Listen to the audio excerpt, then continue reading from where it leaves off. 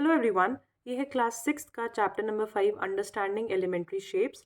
इस वीडियो में मैं पूरा चैप्टर एक ही वीडियो में कवर करने वाली हूँ, जिससे आप आसानी से इसको रिवाइज कर पाओ।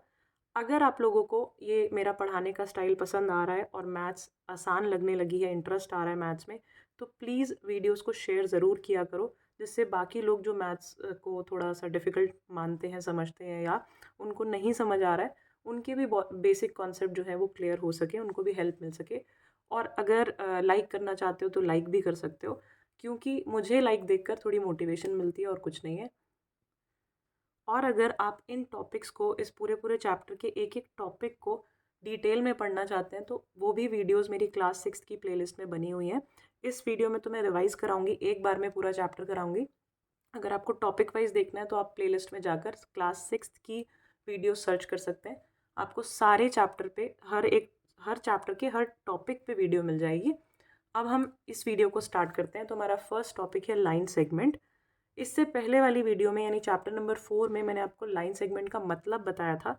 इस वीडियो में हम उसको ड्रॉ करना सीखेंगे। पहला टॉपिक है draw a line segment of 8 centimetre. 8 centimetre लंबी लाइन सेगमेंट बनानी है, तो उसके लिए आपको क्या चाहिए? ऑब्वियसली एक स्केल चाहिए होगा। तो स्केल लेंगे, ये रही पेंसिल। और कैसे बनाते हैं स्केल को, कैसे यूज़ करते हैं? जहाँ पे स्केल का ज़ीरो स्टार्ट हो रहा है, स्केल स्टार्ट हो रहा है वो पॉइंट नहीं, जहाँ पे ज़ीरो है, ये जो निशान लगे हुए हैं स्केल पे, उसके ज़ीरो से आपकी लाइन जो है स्टार्ट होनी चाहिए, स्केल के स्टार्टिंग से नहीं। दोनों अलग बातें हैं, ठीक है। 8 सेंटीमीटर की लाइन बोला है, तो 8 सेंटीमीटर ये रहा, यहाँ से लेकर यहाँ तक एक लाइन बना दो। This is 8 centimetre. लाइन को हमेशा नाम देना है ए एंड बी, कोई भी नाम दे सकते हो। ए से जेड तक आपके पास लेटर्स हैं, तो मैंने यहाँ पे नाम दिया है A B, which is of 8 centimetre. Next topic पे आते हैं एंगल्स, टॉपिक नंबर 2। एंगल क्या होता है भाई? एंगल होता है दो रेज से। अब रे क्या है उसके लिए पिछली वीडियो ज़रूर देखना, पिछला चैप्टर। दो रेज से को ज्वाइन करके जो भी बनता है उसको एंगल कहते हैं। ये दो रेज आपस में जितनी भी दूर हैं वो एंगल से मेजर किया जाता है डिग्रीज में, ठीक है। जैसे फॉर एग्जांपल ये दोनों रेज हैं वो आपस में कितनी दूर है, तो ये जो एंगल बन रहा है इसको मान लेते हैं 30 डिग्री दूर है, ठीक है। तो ये एक रे हुई और ये एक रे हुई, ये दोनों इनका कॉमन वर्टेक्स हुआ, यानी ये पॉइंट जहाँ पे मिल रही हैं, ठीक है। तो दो रेज के मीटिंग पॉइंट की वजह से एक एंगल क्रिएट होता है। एंगल को हम लोग डिग्रीज में मेजर करते हैं, कितना भी हो सकता है। कितने टाइप के एंगल हैं? Complete angle, right angle, straight angle and reflex angle. तो कंप्लीट एंगल सबसे पहले स्टार्ट करते हैं, चलो। कंप्लीट एंगल से। कंप्लीट एंगल क्या होगा? मान लो एक रे ये है और दूसरी रे भी इसी पोजीशन में है, राइट। तो एंगल कितना बना? यहाँ से लेके पूरा घूमकर वापस यहाँ 360 डिग्री, ठीक है। पूरा घूम के ये पूरा एंगल है, इसको हम बोलेंगे कंप्लीट एंगल। कंप्लीट एंगल पूरा 360 डिग्री का होता है ये कंप्लीट एंगल, ठीक है। नेक्स्ट आता है राइट एंगल। अब राइट एंगल का क्या मतलब है? राइट मतलब 90 डिग्री, यानी एक रे पर दूसरी रे बिल्कुल सीधी खड़ी है, परपेंडिकुलरली खड़ी है, 90 डिग्री पे खड़ी है। इस 90 डिग्री को हम बोलेंगे राइट एंगल, ठीक है। नेक्स्ट आता है स्ट्रेट एंगल। स्ट्रेट मतलब एक रे है, ठीक है, ये मान लो यहाँ तक है और दूसरी रे यहीं से बिल्कुल स्ट्रेट ज्वाइन हो रही है इसके साथ, यानी कि दोनों रे मिलकर एकदम सीधी लाइन बना रहे हैं। तो इस पॉइंट पे ये जो एंगल बन रहा है वो है 180 डिग्रीज का, ठीक है। इस 180 डिग्री को हम स्ट्रेट एंगल भी बोलते हैं, स्ट्रेट एंगल, ठीक। इसके बाद आता है रिफ्लेक्स एंगल। रिफ्लेक्स एंगल वो कोई भी एंगल है जो, अच्छा रिफ्लेक्स को मैं नेक्स्ट थर्ड पार्ट में कवर कराऊंगी, नहीं तो आप कंफ्यूज हो जाओगे। यहाँ पे कंप्लीट, राइट एंड स्ट्रेट आपको जानना है। कंप्लीट पूरा 360, स्ट्रेट 180 उसका आधा हो गया, और 90 उसका भी आधा हो गया, यानी 180 को आप बीच में से ऐसे स्ट्रेट परपेंडिकुलर ले जाओ, वो 90 डिग्री हो गया, ठीक है। आगे बढ़ते हैं अपने थर्ड टॉपिक पे। थर्ड है आपका एंगल को हमने मेजरमेंट के बेसिस पे, यानी कितने डिग्रीज का है उस हिसाब से हमने क्लासिफाई किया है acute, obtuse, right and reflex में, ठीक है। तो मैं एक ही लाइन के ऊपर बताऊंगी सारे एंगल्स को। मान लेते हैं इस लाइन के ऊपर एक एंगल बना हुआ है ऐसे, so this is the angle, ठीक है। ये दो रेज हो गई और ये एंगल हो गया। अब यहाँ बनता है 90 डिग्री बिल्कुल स्ट्रेट। 90 डिग्री के पहले कोई भी एंगल हो, 90 डिग्री से छोटा कोई भी एंगल हो, ये देखो ये 0 डिग्री है, this is 0 degree, this is 90 degree, इनके बीच में कहीं पे भी कोई भी एंगल बन रहा हो, ये सारे के सारे एंगल होंगे एक्यूट एंगल, एक्यूट एंगल, ठीक है। 90 डिग्री और ये 180 है, ये स्ट्रेट लाइन अभी मैंने बताया ये पूरा 180 होता है। 90 और 180 के बीच में कोई भी एंगल बन रहे हो इस तरह से, ये सारे होंगे ऑब्ट्यूज एंगल, ऑब्ट्यूज एंगल, ठीक है। स्पेलिंग्स ध्यान रखना। 90 डिग्री एग्जैक्ट होगा, 90 डिग्री एग्जैक्ट होगा तो है राइट एंगल, इसको हम डिस्कस कर चुके हैं पहले भी। रिफ्लेक्स एंगल क्या होता है वो सुनो। रिफ्लेक्स मतलब ये 180 डिग्री से बड़ा एंगल, कोई भी एंगल हो सकता है 180 डिग्री से बड़ा, यानी यहाँ से 0 से स्टार्ट करो, ये पूरा का पूरा एंगल, ये पूरा रिफ्लेक्स एंगल 180 से बड़ा रिफ्लेक्स एंगल होता है। जैसे 270 डिग्रीज का हो गया, 200 डिग्रीज का हो गया, कुछ भी हो सकता है, राइट। तो एक्यूट 90 से छोटा, राइट 90 डिग्री, 90 और 180 के बीच ऑब्ट्यूज, 180 से बड़ा रिफ्लेक्स, ठीक है। नेक्स्ट टॉपिक पे बढ़ते हैं। नेक्स्ट आपको बोल रहा है ड्रॉ एन एंगल 30 डिग्रीज और यहाँ पे 78 डिग्रीज। तो मैं आपको प्रोटेक्टर यूज़ करके, डी यूज़ करके बताऊंगी कि कैसे आप एंगल्स को ड्रॉ कर सकते हो। कंपास से कैसे ड्रॉ करते हैं वो आगे आने वाली क्लासेस में सीखोगे। सो ये रहा हमारा डी, ठीक है। सबसे पहले तो आप एक लाइन बना लो, बेस एक रे, जिस पे एंगल ड्रॉ करोगे। तो मान लो मुझे यहाँ पे एंगल ड्रॉ करना है, इसको मैं नाम दे देती हूँ ए एंड बी, ठीक है। A B is a line जिसमें मुझे 30 डिग्री ड्रॉ करना है। तो आप अपने इस प्रोटेक्टर को, ये जो यहाँ पे मीटिंग पॉइंट है, इंटरसेक्शन दिख रहा है आपको, ये 90 डिग्री बना हुआ, इस पॉइंट को, जिस पॉइंट पे एंगल बनाना है मुझे, ए पे एंगल बनाना है, तो इस पॉइंट को इस पॉइंट से मैच करूँगी। सो ये मैंने मैच किया, सेम पॉइंट पे हैं ये दोनों अब।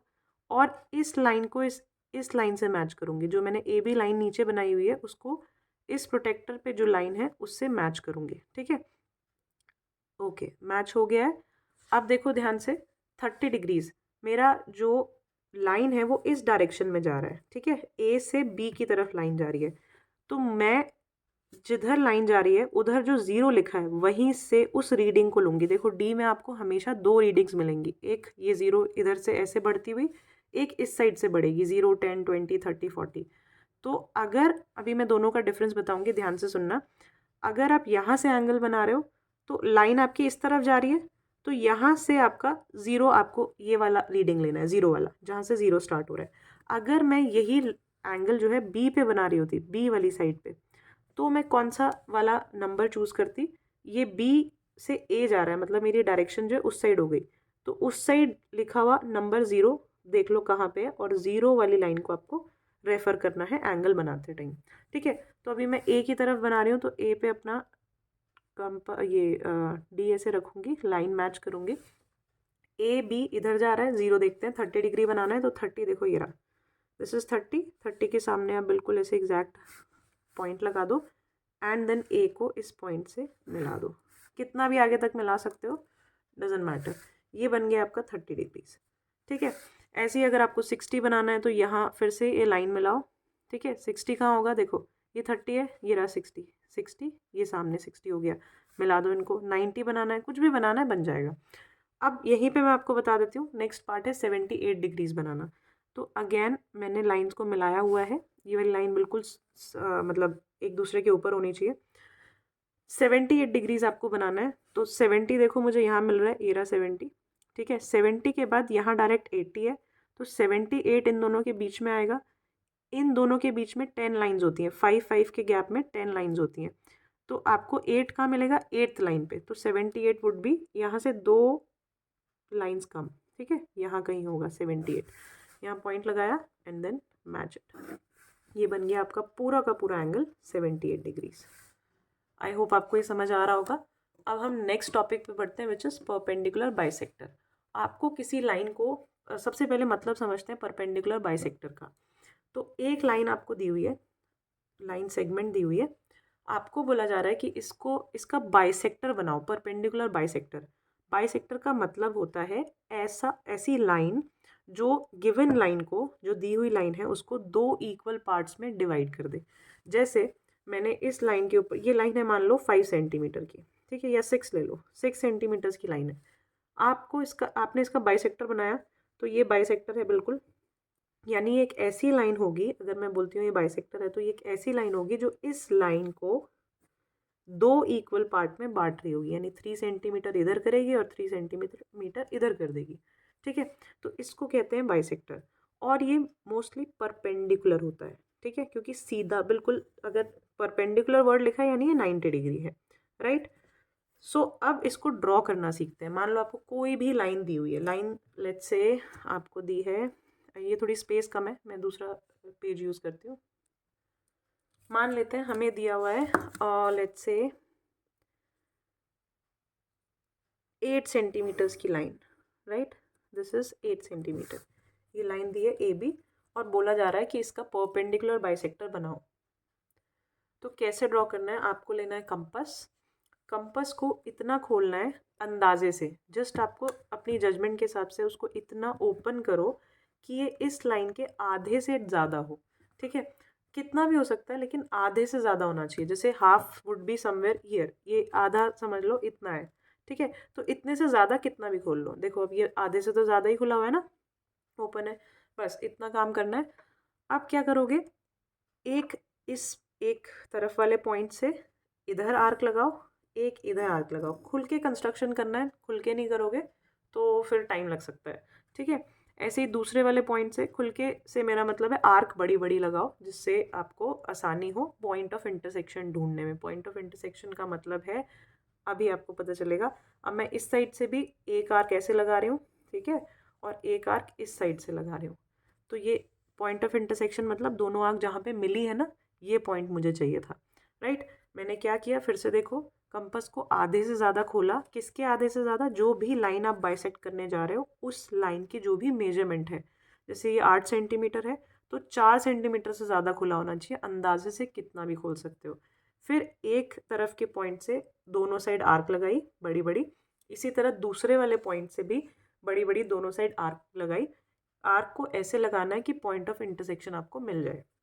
अब ये पॉइंट ऑफ इंटरसेक्शन मिल गया, एक ये वाला और एक ये वाला, इन दोनों को आपको ज्वाइन करना है। ये जो लाइन है ये है perpendicular and also it is intersecting A B line, यानी ये ए बी को दो इक्वल पार्ट में डिवाइड कर रही है।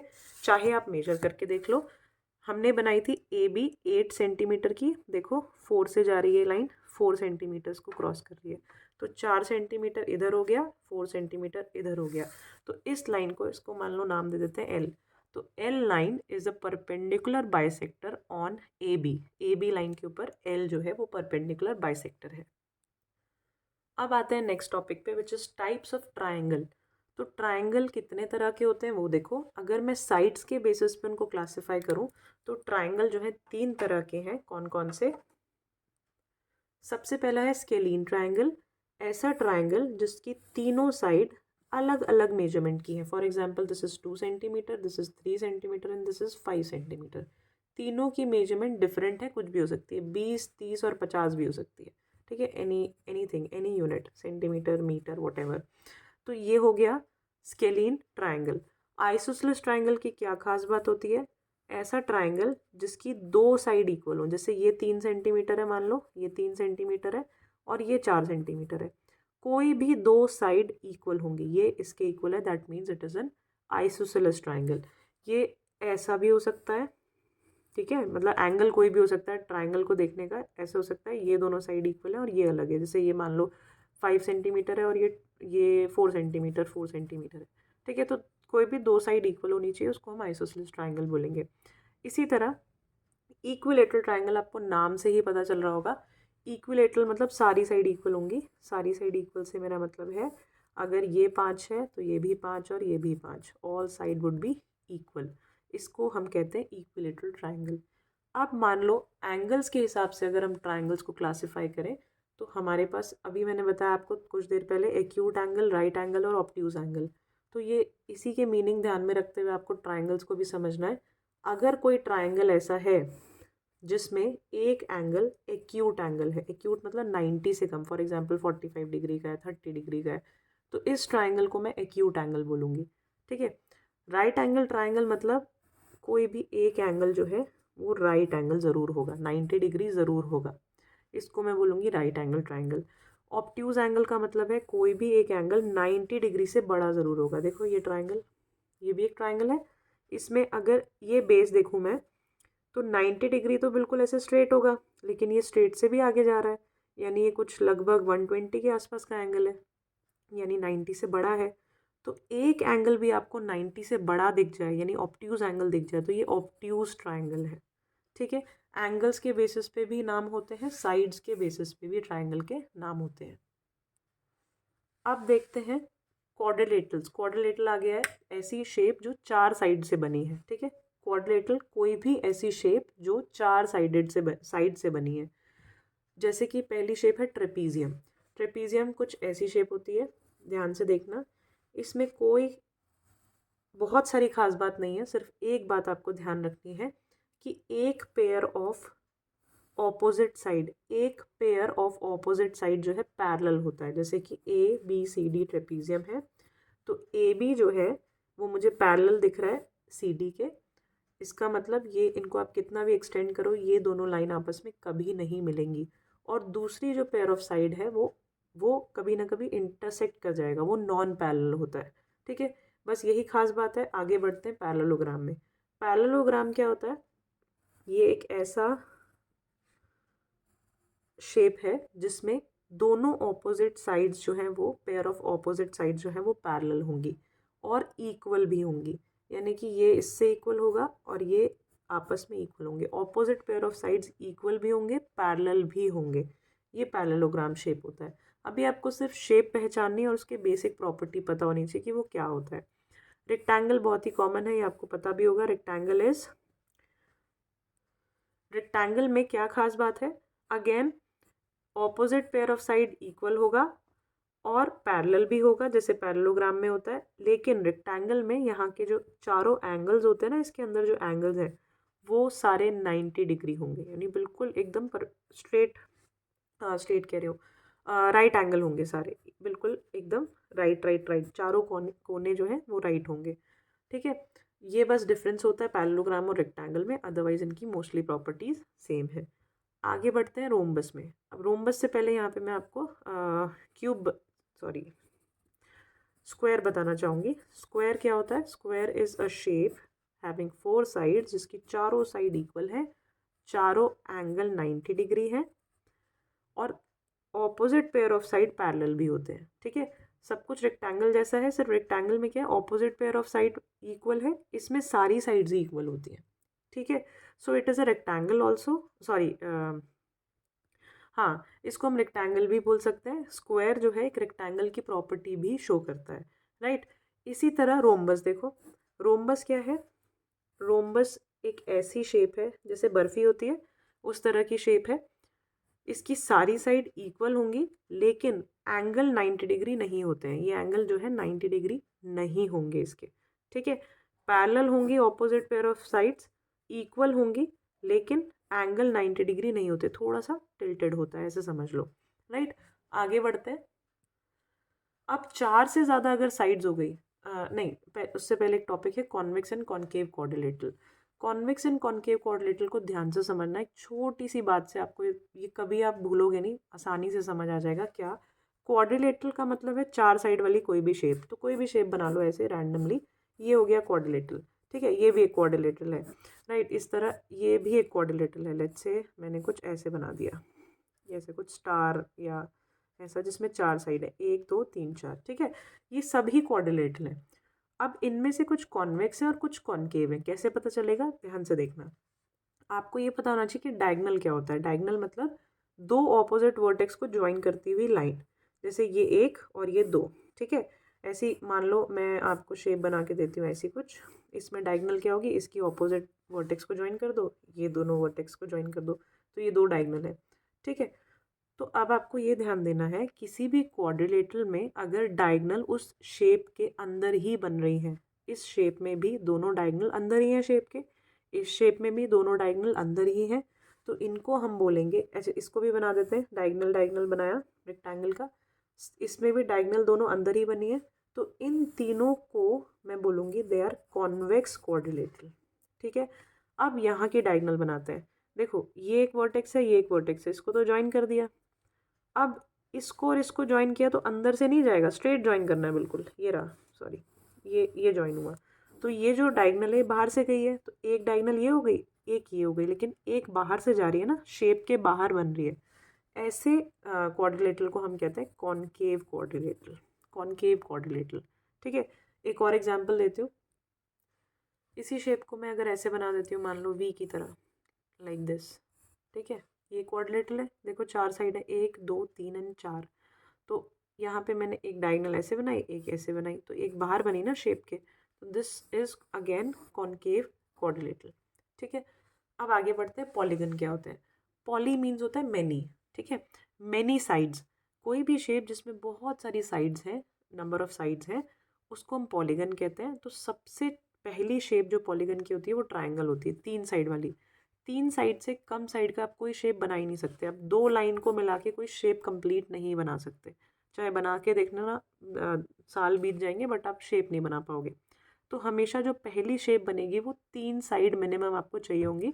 वो पहला पॉलीगन होता है ट्राइंगल, 3 साइडेड। उसके बाद आता है क्वाड्रिलेटरल, 4 साइड। फिर जैसे ही साइड्स बढ़ती जाएंगी, नाम जो है पॉलीगन्स के वो चेंज होते जाएंगे। 5 साइड वाला को बोला जाएगा पेंटागन, 6 साइड वाले को बोला जाएगा हेक्सागन, 7 साइड वाले को हेप्टागन, 8 साइड वाले को ऑक्टागन, 9 साइड वाले को नोनागन एंड 10 साइड वाले को डेकागन। तो ये जो नाम है आपको याद रखने हैं। और अब हम अगले टॉपिक पे बढ़ते हैं।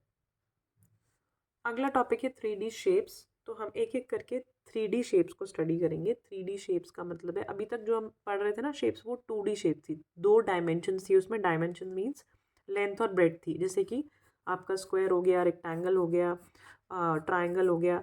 ये एकदम फ्लैट फिगर है, इनमें हाइट नहीं है, तीसरी डायमेंशन नहीं है। तो 3D शेप्स का मतलब 3 dimension, length, breadth and height, लंबाई, चौड़ाई और ऊंचाई। राइट, तो ऐसी शेप्स आपकी कुछ जो बेसिक हैं वो यहाँ पे हम पढ़ेंगे। पहली शेप है क्यूब। क्यूब का मतलब आप ऐसा समझ लो कि इसका बेस जो है वो एक स्क्वायर है। बेस मतलब नीचे जो है स्क्वायर है, स्क्वायर को ही हाइट दे दी है हमने, तो वो बन गया है क्यूब। ठीक है, अब किसी भी क्यूब को इमेजिन करो और 3 चीज़ें उसके बारे में आपको जाननी है।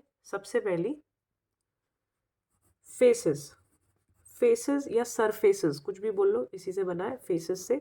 फेसेस मतलब उसके कितने पूरे पूरे ऐसे, ये जो फेस है ना, सरफेस, पहला जो आगे वाला पार्ट है, फिर इसी के बिल्कुल पीछे वाला जो पार्ट है, फिर ये एक इस साइड वाला, एक उस साइड वाला, एक ऊपर वाला पार्ट पूरा रेक्टेंगल जो ये स्क्वायर है, ऐसे नीचे वाला।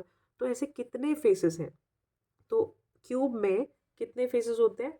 क्यूब में हमेशा 6 फेसेस होते हैं, 2 ऊपर, 2 आगे और पीछे और 2 साइड साइड में। ठीक है, तो 6 फेसेस होते हैं। इसके बाद आपको पढ़ना है एजेस। एजेस मतलब किनारे। एजेस यानी कि ये देखो, ध्यान से देखना, अभी मैं कोशिश करूंगी आपको समझाने की यहाँ पे कि एक एज ये हो गई, ठीक है, किनारा जो है, एक ये किनारा हो गया, एक ये किनारा हो गया, 3, एक ये 4, 4 किनारे दिख रहे हैं। ऐसे ही पीछे वाले में देखो, ये 1 2 3 और 4, 8 किनारे हो गए। इसी तरह ये एक रह गया, एक किनारा, एक ये किनारा, एक ये और एक ये। तो 4 4 और 4 कितने हो गए? 12। 12 एजेस होते हैं क्यूब में। आप इसको कोई भी एक डाइस वगैरह अपने हाथ में लेकर देख सकते हो कि उसके एजेस, यानी किनारों की मैं बात कर रही हूँ, कितने किनारे आप काउंट कर सकते हो। नेक्स्ट आता है आपका जो इसमें है वर्टेक्स। वर्टेक्स या वर्टिसेस। ठीक है, वर्टिसेस कितनी होती हैं? वर्टिसेस मतलब जहाँ पे ये तीनों लाइंस जो है मिल रही है, यानी इसके कोने, ऐसे समझ सकते हो आप। ठीक है, ये कोने। तो 1 2 3 4, ऐसे ही 4 पीछे हैं। ठीक है, 4 आगे, ये जो कॉर्नर्स दिख रहे हैं आपको, इसके अलावा 4 पीछे। तो 8 हो गए, 4 एंड 4, 8 वर्टिसेस होते हैं इसके। इसी तरह आप आ जाओ क्यूबॉइड में। क्यूबॉइड को इमेजिन करोगे तो फेसेस कितने हैं क्यूबॉइड में? क्यूबॉइड का जो बेस है, नीचे का जो बेस है, वो एक रेक्टेंगल बेस होता है। समझ लो रेक्टेंगल को हाइट दे दी है। ठीक है, अब रेक्टेंगल को हाइट मिलेगी तो फेसेस कितने होंगे? सेम उसी तरह क्यूब की तरह इमेजिन करो, 2 ऊपर नीचे वाले, 2 साइड साइड वाले और 2 पीछे और आगे वाले। तो 6 फेसेस अगेन। एजेस कितनी होंगी? एजेस मतलब किनारे, वो कितने होंगे? तो 1 2 3 4, इसी तरह पीछे 1 2 3 और 4, फिर इसी तरह ये कॉर्नर्स। तो 4 + 4 + 4 12। इसी तरह से वर्टिसेस कितनी होंगी? TICES। वर्टिसेस कितनी होंगी? ध्यान से देखना, वर्टिसेस वुड बी एक ये कोना, एक ये कोना, एक ये पीछे वाला, ये पीछे वाला। तो पीछे जो रेक्टेंगल दिख रहा है उसके 4 हो गए, इसी तरह आगे वाले रेक्टेंगल के 4 हो गए, तो 8। तो बिल्कुल सेम है, कोई डिफरेंस नहीं है। आई होप आपको समझ आ रहा है। फिर आते हैं हम सिलेंडर पे। अब सिलेंडर में आपको ध्यान देना है कि सबसे पहले इसके सरफेसेस या फेसेस कितने हैं। ठीक है, सरफेसेस क्या है, देखो एक ये सरफेस है और एक ये सरफेस है, तो इसके 2 ही सरफेस है। ये जो सरफेस है, ये जो बीच वाला, ये कर्व्ड सरफेस है। कर्व्ड मतलब ऐसे घूमा हुआ है, पीछे जा रहा है। ठीक है, फ्लैट नहीं है, कर्व्ड सरफेस है। तो हम इसको बोल सकते हैं एक कर्व्ड सरफेस होता है, 2 फ्लैट सरफेसेस होते हैं, राइट। इसी तरह अगर मैं इसके एजेस की बात करूं या इसके वर्टेक्स की बात करूं, या हमने तीसरी चीज़, हाँ ये 2 है, एजेस और वर्टेक्स की बात करें, तो इसमें कोई किनारा नहीं है, सब कुछ राउंड राउंड है, गोल मतलब सर्कल में है, या कह लो कोई एज नहीं है, किनारा क्रिएट नहीं हो रहा। तो there is 0 edge and 0 vertex, right. अब आते हैं हम कोन पे। अब कोन में एक फ्लैट सरफेस आपको देखने को मिलेगा, एक कर्व्ड सरफेस देखने को मिलेगा, जिसकी सीधी हाइट नहीं होती, जिसकी टेढ़ी हाइट होती है। इस टेढ़ी हाइट को, इस तिरछी जाती हुई हाइट को हम स्लांट हाइट बोलते हैं। स्लांट मीन्स टेढ़ा, टेढ़ी वाली हाइट है ये। ठीक है, सीधी हाइट नहीं है, ऐसे सिलेंडर की तरह नहीं है, राइट। तो एक इसका सर्कुलर बेस जो है वो एक सरफेस हो गया, ये इसका कर्व्ड वाला सरफेस हो गया विद अ स्लांट हाइट। इसके अलावा इसकी कोई भी एज सच एज नहीं होती, स्ट्रेट एज नहीं होती। एज है ये रही ये, बट आप एक्चुअल में कोन देखोगे, जब मैं ड्रॉ कर रही हूँ तो आपको ये एज दिख रही है, लेकिन जब आप कोन देखोगे तो ये कोई एज नहीं है, ये सर्कल मतलब राउंड है ये पूरा। ठीक है, तो इसकी कोई एज नहीं है। सो 0 एज एंड फ्लैट सरफेस, और ये पूरा का पूरा स्लांट हाइट के साथ इसकी कर्व्ड सरफेस है। आगे बढ़ते हैं स्फेयर। स्फेयर का जो है पूरा का पूरा ही कर्व्ड सरफेस होता है। जैसे बॉल को इमेजिन करो, पूरा कर्व्ड सरफेस है, कोई भी फ्लैट सरफेस नहीं है, कोई भी एज नहीं है, कोई भी वर्टेक्स नहीं है। ठीक है, एक बस कर्व्ड सरफेस है, फ्लैट सरफेस भी नहीं होता, एकदम चपटी नहीं होती है बॉल, थोड़ा गोल राउंडेड होती है। ठीक है, नेक्स्ट देखते हैं प्रिज्म। अब प्रिज्म क्या है, प्रिज्म को और पिरामिड को, इन दोनों शेप्स को आप आगे आने वाली क्लासेस में अच्छे से पढ़ोगे, हायर क्लासेस में। अभी के लिए आपको इनकी शेप्स को बस समझना है। क्या शेप है, देखो सबसे पहले प्रिज्म और इसमें पिरामिड, मैं दोनों को एक साथ लूँगी क्योंकि इसमें एक डिफरेंस है जो बच्चे जिसकी वजह से अक्सर कंफ्यूज हो जाते हैं। क्या, देखो मान लेते हैं मैंने एक रेक्टेंगुलर या स्क्वायर बेस लिया, ठीक है, और इन चारों ही कॉर्नर से मैंने किसी चीज़ को ऊपर हाइट दे दिया। ठीक है, तो अगर मैं इसको हाइट दे रही हूँ, मान लो ये एक जैसे एक ट्राइंगल है, ट्राइंगल को मैंने इसे हाइट दे दिया, तो ये बनेगा प्रिज्म। लेकिन अगर मैंने एक स्क्वायर बेस को चारों साइड से हाइट दे दिया एक ही पॉइंट पे, देखो ये पूरी हाइट चारों एक ही पॉइंट पे मिल रहे हैं, तो वो बनता है पिरामिड शेप।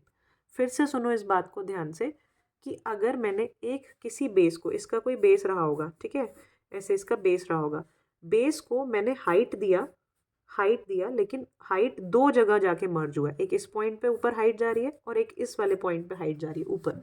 ठीक है, 2 अलग अलग पॉइंट पे, एक जगह नहीं जा रही है, राइट। तो ये बन गई प्रिज्म शेप। और पिरामिड शेप क्या है, कि पूरी की पूरी हाइट, सारी हाइट जो है एक ही पॉइंट पे जाके मर्ज हो रही है। ठीक है, एक ही पॉइंट पे जाके मर्ज हो रही है, ये बनेगी आपकी पिरामिड शेप। आई होप आपको शेप में डिफरेंस समझ आया होगा। इसके अलावा आपको इनके सरफेस एरियाज, वॉल्यूम और जो भी इनको डील करना है वो हायर क्लासेस में करना है।